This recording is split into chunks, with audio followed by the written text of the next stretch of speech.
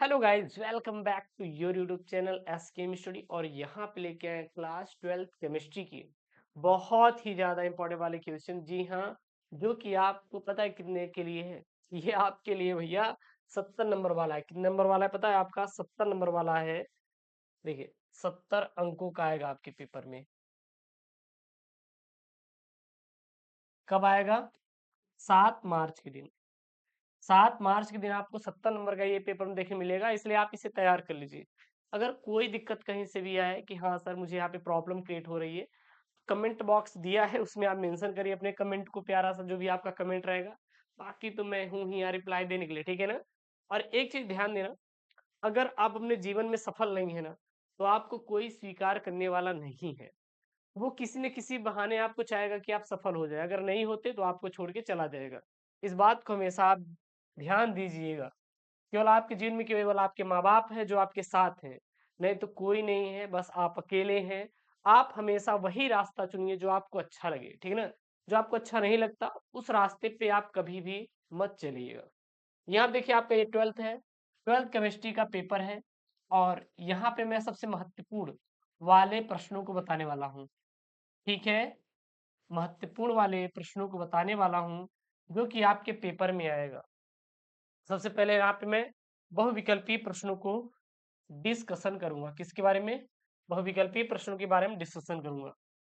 पहला यहाँ पे प्रश्न है, किसी भी इलेक्ट्रोड का इलेक्ट्रोड विभव निर्भर करता है। यदि कोई इलेक्ट्रोड है, यदि कोई क्या है, इलेक्ट्रोड है, और इसका जो इलेक्ट्रोड है, इलेक्ट्रोड विभव किस पर निर्भर करता है? किसी भी इलेक्ट्रोड का जो इलेक्ट्रोड विभव है किस पर निर्भर करता है? किसी भी इलेक्ट्रोड का जो इलेक्ट्रोड विभव है किस पर निर्भर करता है? यहाँ पे कई सारे ऑप्शन हैं। धातु की प्रकृति पर, विलयन के ताप पर, विलयन की मोलरता पर, या इनमें से सभी। तो यदि कोई भी क्या है, इलेक्ट्रोड है, कोई भी क्या है, इलेक्ट्रोड है, इस इलेक्ट्रोड का जो इलेक्ट्रोड विभव है यह सदैव व सदैव धातु की प्रकृति पर भी निर्भर करेगा, विलयन के ताप पर भी निर्भर करेगा, और विलयन के मोलरता पर भी निर्भर करेगा। किस पर निर्भर करेगा? विलयन की मोलरता पर भी निर्भर करेगा। तो किसी भी इलेक्ट्रोड का जो इलेक्ट्रोड विभव होता है यह किस पर निर्भर करता है? इन सभी पर निर्भर करता है। अर्थात किसी भी इलेक्ट्रोड का इलेक्ट्रोड विभव धातु की प्रकृति पर, विलयन के ताप पर, तथा विलयन की मोलरता, इनमें से सभी पर क्या करता है? निर्भर करता है। इस चीज को आपको याद रखना है हमेशा, ठीक है ना। अगला यहाँ पे प्रश्न है, अगला यहाँ पे प्रश्न है, प्रश्न क्या है देखिएगा यहाँ पे, संक्षारण से बचाने के लिए आयरन पर की जाने वाली टिकाऊ धातु प्लेटिंग होगी। अगर कोई भी धातु है उसको क्या करना है? संक्षारण से बचाना है। जैसे मान लीजिए आपके पास कोई लोहा है, उस लोहे को पर आपने पानी डाल दिया। क्या डाल दिया? पानी डाल दिया। और कुछ दिन बाद वो लोहा क्या होता है? टूट जाता है। क्या होता है? टूट जाता है, ब्रेक हो जाता है। तो संक्षारण से बचाना है, यानी कि ब्रेक ना होने पाए, इसलिए उस पर हम लोग किसकी पेंट करते हैं या फिर किसकी किसकी प्लेटिंग करते हैं? तो इस पर हमेशा हमेशा जिंक प्लेटिंग की जाती है। किसकी प्लेटिंग की जाती है? जिंक की प्लेटिंग की जाती है। यदि कोई भी आयरन है, कोई भी क्या है, आयरन है, इसको संक्षारण से बचाना है, तो इस पे अगर आप जिंक प्लेटिंग कर देते हैं, यानी कि जिंक का उस पर पेंट कर देते हैं या परत चढ़ा देते हैं, तो वो संक्षारण से बचा जा सकता है। अर्थात संक्षारण से बचाने हेतु आयरन पर जिंक प्लेटिंग सबसे अधिक टिकाऊ होती है, क्योंकि जिंक विद्युत रासायनिक श्रेणी में आयरन से ऊपर है, जो जिंक को क्या करती है? विस्थापित नहीं कर पाती। इसलिए हम लोग क्या करते हैं? जिंक धातु की प्लेटिंग करते हैं किसी भी आयरन ऑक्साइड पर। क्यों करते हैं? ऐसा रीजन क्या है? तो आप सीधा दीजिएगा, क्योंकि जो विद्युत रासायनिक श्रेणी है, जो विद्युत रासायनिक श्रेणी है, इसमें आयरन ऊपर है। इसमें आयरन ऊपर है, किससे? जिंक से। जिंक से क्या है? नीचे है। इसलिए जिंक से नीचे, इसलिए हम लोग प्लेटिंग करते हैं किसका? जिंक धातु का, ठीक है ना। अगला यहाँ पे प्रश्न है, अगला यहाँ पे प्रश्न है, प्रश्न ये है कि किसी इलेक्ट्रोड का इलेक्ट्रोड विभव निर्भर नहीं करता। कोई भी इलेक्ट्रोड है, वो इलेक्ट्रोड विभव उसका निर्भर नहीं करता। किस पर निर्भर नहीं करता? धातु की प्रकृति और इसके आयनन पर बिल्कुल निर्भर करता है, राइट ऑप्शन है। विलयन में उपस्थित आयनों के ऊपर बिल्कुल निर्भर करता है, अभी मैंने आपको बताया। दाब पर निर्भर नहीं करता, और ताप पर क्या करता है, निर्भर करता है, ताप पर निर्भर करता है। तो इसका जो राइट ऑप्शन निकल कर आएगा वो आएगा आपका यहाँ पे सी वाला। क्या आएगा, सी वाला। किसी भी इलेक्ट्रोड का इलेक्ट्रोड विभव निर्भर नहीं करता, किस पर निर्भर नहीं करता, दाब पर निर्भर नहीं करता। कोई भी इलेक्ट्रोड है उसका इलेक्ट्रोड विभव किस पर निर्भर नहीं करता भाई, दाब पर निर्भर कभी नहीं करता। किस पर निर्भर नहीं करता, दाब पर कभी निर्भर नहीं करता है। इस बात को ध्यान दीजिएगा। क्यों नहीं करता, यहाँ पे देखिए मैंने लिखा है कि किसी इलेक्ट्रोड का इलेक्ट्रोड विभव वैद्युत अपघट्य या विलयन में उपस्थित आयनों की सांद्रता, धातु की प्रकृति एवं विलयन के ताप पर निर्भर करता है। अगर हम बात करेंगे कोई भी इलेक्ट्रोड है और इस इलेक्ट्रोड का इलेक्ट्रोड विभव है, यह किस पर निर्भर करता है, यह वैद्युत अपघट्य या विलयन में उपस्थित आयनों की सांद्रता पर, धातु की प्रकृति पर एवं विलयन के ताप पर निर्भर करता है। परंतु इलेक्ट्रोड विभव का दाब पर कोई प्रभाव नहीं पड़ता। तो यह दाब पर कोई भी प्रभाव नहीं डालता। यह एक राइट ऑप्शन है, इसे आप तैयार कर लीजिएगा और यह आपके पेपर में आएगा, ठीक है ना। अगला यहाँ पे प्रश्न है, देखिए प्रश्न क्या है यहाँ पे, निम्नलिखित में से कौन सा क्षारक डीएनए में उपस्थित नहीं होता। इसमें ऐसा कौन सा क्षारक है जो डीएनए में नहीं पाया जाता। तो इसमें से जो यूरेसिल है डीएनए में नहीं पाया जाता। सबसे पहले डीएनए का पूरा नाम क्या है, डीएनए का पूरा नाम क्या है, तो डीएनए का पूरा नाम होता है deoxy deoxy ribo ribo nucleic nucleic acid होता है, एसिड होता है। तो डीएनए का जो पूरा नाम होता है डीऑक्सीराइबो न्यूक्लिक एसिड होता है, इसका डीएनए का पूरा नाम।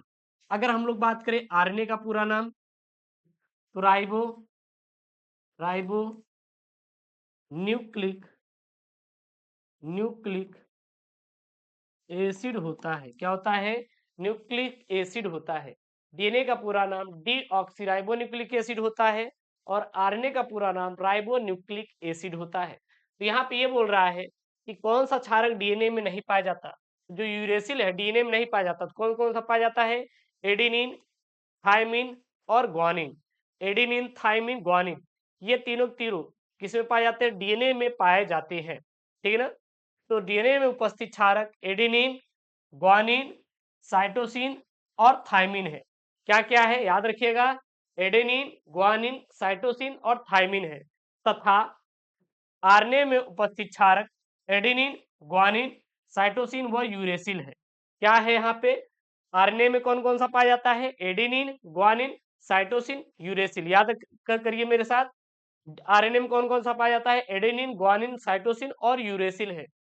डीएनए में कौन कौन सा पाया जाता है, एडेनिन, ग्वानिन, साइटोसिन और थायमिन है। और आरएनए में एडेनिन, ग्वानिन, साइटोसिन, यूरेसिल है। अतः डीएनए में यूरेसिल क्षारक नहीं पाया जाता। बस यही क्या लगा देंगे आप, राइट आंसर लगाकर चले आएंगे और आपको कुछ भी नहीं करना है।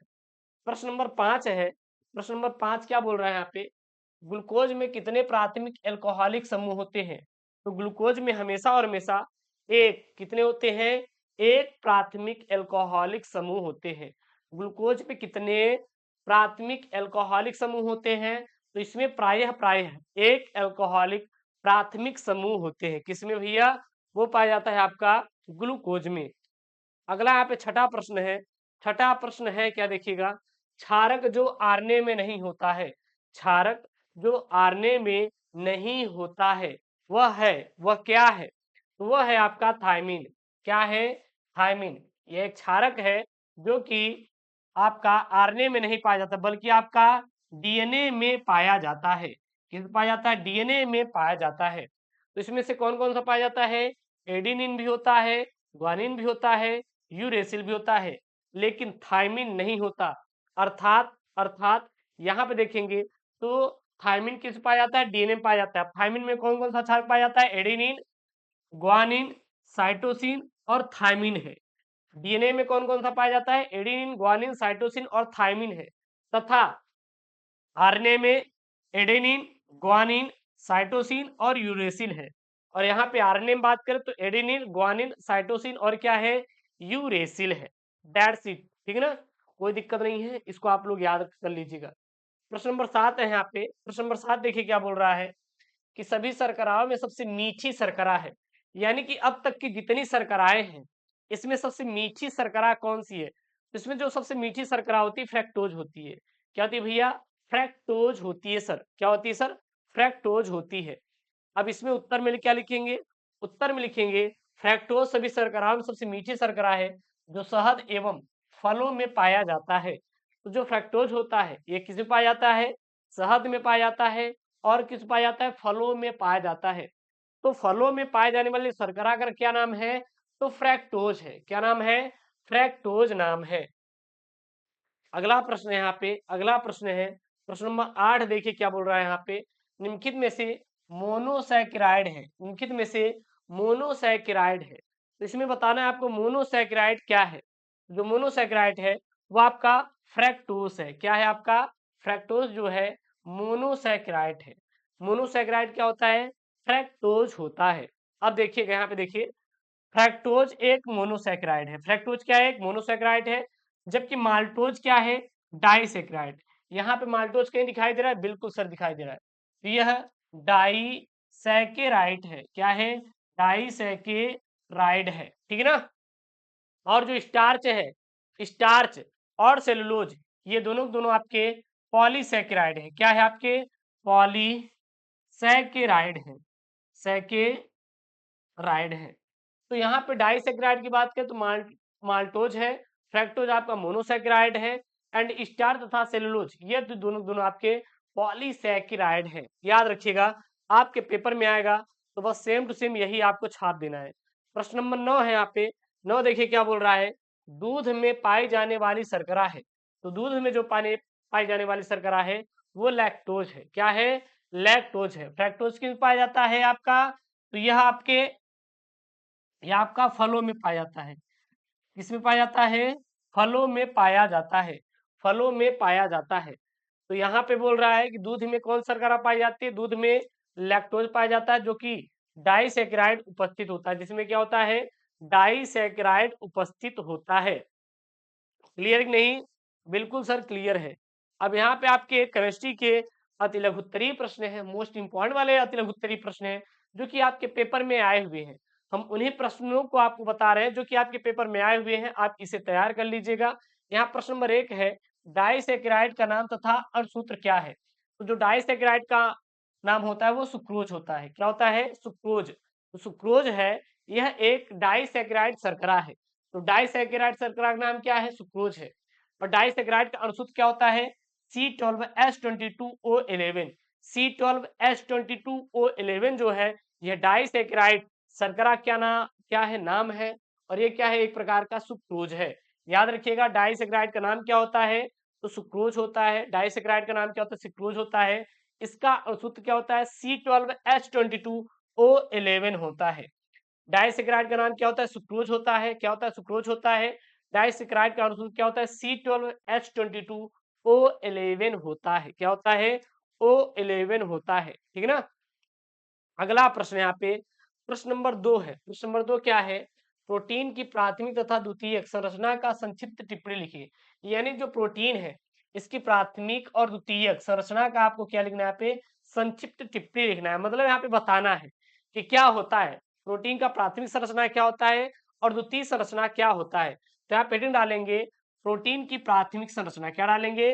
प्रोटीन की प्राथमिक संरचना। क्या लिखेंगे? किसी प्रोटीन के पॉलीपेप्टाइड में एमिनो अम्ल के जुड़ने से एक विशिष्ट क्रम प्रोटीन की प्राथमिक यानी कि 1 डिग्री संरचना कहलाती है। सीधा बताइएगा, जब कोई भी प्रोटीन है इसमें पॉलीपेप्टाइड में एमिनो अम्लों के जुड़ने पर एक विशिष्ट क्रम का एक प्रोटीन बनता है जिसे हम लोग क्या बोलते हैं? प्राथमिक संरचना यानी कि 1 डिग्री स्ट्रक्चर कहा जाता है। और प्रोटीन का द्वितीय संरचना क्या होता है? प्रोटीन का द्वितीय संरचना क्या होता है? किसी प्रोटीन की द्वितीय यानी कि 2 डिग्री संरचना का संबंध उस आकृति से है जिसमें पॉलीपेप्टाइड श्रृंखला पाई जाती है। जिसमें पॉलीपेप्टाइड श्रृंखला पाई जाती है उसे हम लोग प्रोटीन की द्वितीय संरचना कहते हैं। और जिसमें जिसमें एमिनो अम्लों के जुड़ने से एक विशिष्ट संरचना बनती है उसे हम लोग प्राथमिक संरचना का नाम देते हैं। याद रखिएगा, इंपॉर्टेंट है, अगर पेपर में आएगा तो बिल्कुल आपको छाप देना है। प्रश्न नंबर 3 है यहाँ पे, 3 बोल क्या रहा है, ध्यान दीजिएगा। प्रतिलोम परासरण क्या है यहाँ पे, प्रतिलोम परासरण से क्या समझते हैं, उदाहरण सहित समझाइए। प्रतिलोम परासरण क्या होता है, उदाहरण सहित आपको समझाना है, यह आपके पेपर में आएगा, छाप लीजिए, छापना है। तो यहाँ पे क्या है, प्रतिलोम परासरण, क्या है, प्रतिलोम परासरण। तो लिखेंगे, यदि परासरण दाब से अधिक बाह्य दाब विलयन पर लगाया जाता है तो विलायक के अणु विलयन से यानी कि अधिक सांद्रता, शुद्ध विलायक कम सांद्रता की ओर क्या होने लगते हैं, प्रवाहित होने लगते हैं। क्योंकि यह प्रक्रिया परासरण की क्रिया के विपरीत दिशा में होती है, इसीलिए इसे प्रतिलोम परासरण कहते हैं। क्या कहते हैं भैया, प्रतिलोम परासरण कहा जाता है, ठीक ना। उदाहरण के लिए घरों में शुद्ध पेयजल प्राप्त करने के लिए प्रतिलोम परासरण विधि का हम लोग क्या करते हैं, प्रयोग करते हैं। जो घरों में शुद्ध अगर हम लोग कोई पेय पदार्थ प्राप्त कर रहे हैं तो उसमें हम लोग प्रतिलोम परासरण का क्या करते हैं, यूज करते हैं। अगला प्रश्न है यहाँ पे, अगला प्रश्न है यहाँ पे, प्रश्न क्या बोल रहा है, समपरासरी विलयन किसे कहते हैं, उदाहरण सहित बताइए। समपरासरी विलयन क्या होता है, उदाहरण सहित आपको समझाना है, पेपर में आएगा तो बिल्कुल छाप देना है। समपरासरी विलयन होता क्या है, वे विलयन जिनके परासरण दाब क्या होते हैं, समान होते हैं, समपरासरी विलयन कहलाते हैं। यानी कि वे विलयन जिनके परासरण दाब का मान क्या होता है, समान होता है, उसे हम लोग सर समपरासरी विलयन कहते हैं। समपरासरी विलयनों में विलयनों की मोलर सांद्रताएं क्या होती है, प्रायः समान होती है, क्या होती है, समान होती है। उदाहरण के लिए रुधिर कोशिकाओं के अंदर स्थित द्रव की सांद्रता 9% यानी वेट अपॉन वॉल्यूम NaCl के समान होती है। उसका जो वेट अपॉन वॉल्यूम होता है वो नमक की क्या होती है, समान होती है। अर्थात दोनों विलयनों की क्या यहाँ पे लिखेंगे, दोनों विलयनों की सांद्रता समान होने के कारण ये क्या कहलाते हैं, समपरासरी विलयन कहलाते हैं। क्या कहलाते हैं भैया, समपरासरी विलयन कहलाते हैं। प्रश्न नंबर 5 यहाँ पे बोल रहा है, देखिए क्या बोल रहा है प्रश्न नंबर 5, एथिल एमीन जल में विलेय है जबकि एथिलीन नहीं, कारण बताइए। जो एथिल एमीन है यह जल में विलेय होता है, लेकिन एथिलीन कभी भी जल में विलेय नहीं होता, कारण आपको बताना है। तो उत्तर लिखेंगे, अंतरा आणविक हाइड्रोजन बंध के कारण एथिल एमीन जल में क्या होता है, घुलनशील होता है। यानी कि जो एथिल एमीन होता है इसमें अंतरा आणुक हाइड्रोजन बंध के कारण एथिल एमीन जल में क्या होता है, घुलनशील होता है। क्या होता है, घुलनशील होता है। जबकि एथिलीन में हाइड्रोजन बंध अनुनाद प्रभाव के कारण क्या होता है, नगण्य होता है यानी शून्य होता है, इसलिए यह जल में क्या होता है, अविलेय यानी कि अघुलनशील होता है। क्या होता है, अविलेय अर्थात अघुलनशील होता है। ध्यान दीजिएगा, ठीक है ना। अगला यहाँ पे प्रश्न है, प्रश्न देखिएगा लास्ट और इंपॉर्टेंट एक प्रश्न है यहाँ पे, मेथिल एमीन अमोनिया से अधिक क्षारीय क्यों होता है, समझाइए। यानी जो मेथिल एमीन होता है यह प्राय अमोनिया से अधिक क्षारीय होता है, ऐसा क्यों होता है, आपको क्या बताना है, एक कारण बताना है। उत्तर में लिखेंगे, अमोनिया के तीनों बंध हाइड्रोजन से इलेक्ट्रॉनों की साझेदारी द्वारा बनते हैं।